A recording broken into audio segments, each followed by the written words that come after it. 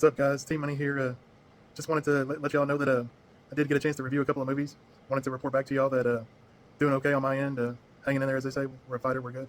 Um, but I did get a chance to see Longlegs, and I got a chance to see Twisters, early access. And let me just say, um, I'm going to split this video into two. Let's go ahead and start with Longlegs, because that is the first movie I watched in the order. So let's start with that one, because that's the order I watched these two in. Longlegs being first, and it was a 10:40 showing. It was creepy, maybe 10 people in the audience, and I was with some new friends who are pretty cool, and they're really into movies like me, and had a good time, But anyway, so let's talk about Longlegs with Nicolas Cage. Which, by the way, I'm gonna go ahead and say this out front. If you didn't know Nicolas Cage was in this, you wouldn't know he was in this, because it doesn't even look like Nicolas Cage. He's had some kind of either plastic surgery. The character Longlegs, what he calls himself, he's either had plastic surgery or self-done surgery, for reasons that are part of the plot that I won't spoil. But we can assume like it doesn't look like Nick Cage because the prosthetics are also explained as part of the character. So it's really well done in that manner. And of course, Nicolas Cage he's great. I mean, and he goes all the way to that line, that perfect line of, is he overacting or is he just having a hell of a good time? And I like to lean on the latter. And he's great in this too. And they do like a slow reveal, like they don't show his full outfit and character until at least I want to say midway through the movie. It's a slow burn. I compare it to like it, or part one or part two, more like part one, where it follows. It's a slow burn in that manner. But what I'm actually saying is,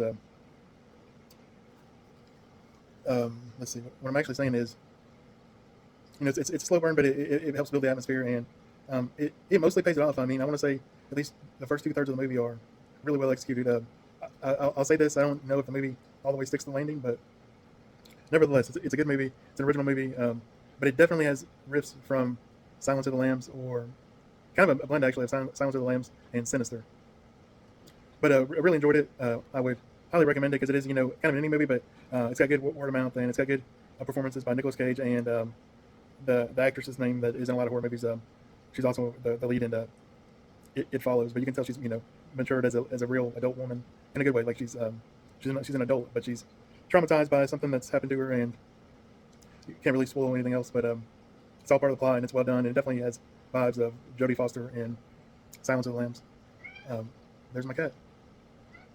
But what I would say is, it's a good movie. Don't take your kids.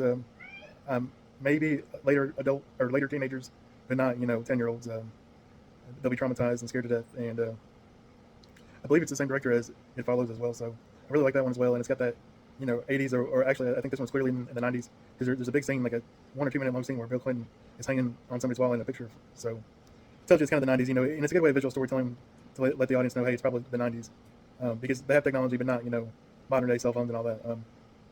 And she has kind of an intuition. She's good at murder mysteries, and she may even have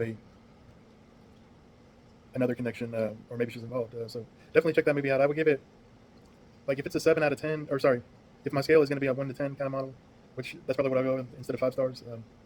If it's out of 10, I would say it's probably a good 7.5. The performances are great, and it mostly lands.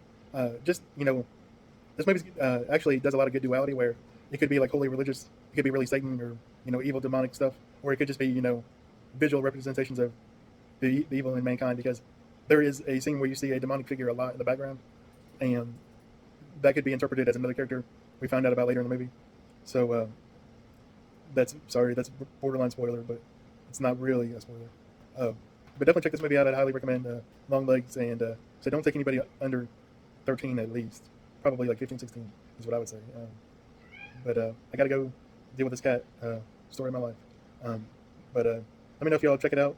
It's called Longlegs. It's got good word of mouth. It's got Nicolas Cage. It's got, like I said, the girls from It Follows. I just forget her name, and I'm not going to be all snobby and act like I know every actor's name, or especially because it's kind of indie. So these are kind of aspiring actors, except for Nick Cage, of course. He's probably the if not the lead, the second lead.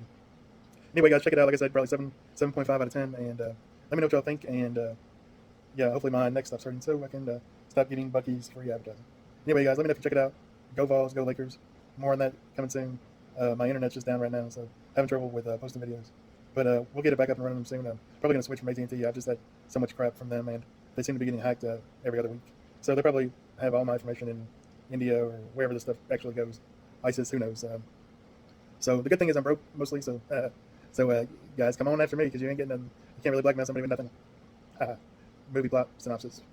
Anyway, guys, let me know what y'all think, and go Vols, go Lakers, and you'll be hearing more about that since it's getting close to football season. And if the Lakers ever do anything in the offseason as far as roster upgrades or cutting salary or adding more coaches, they added a woman coach. We're gonna have to talk about that because hopefully it's great. But I don't know how that works in the locker room with men, but I guess somebody thinks they figured it out. But it'll be an interesting dynamic in LA because it's a gossip mill. So we'll talk about that later. Anyway, guys, talk to you later. See you. T Money out. Bye.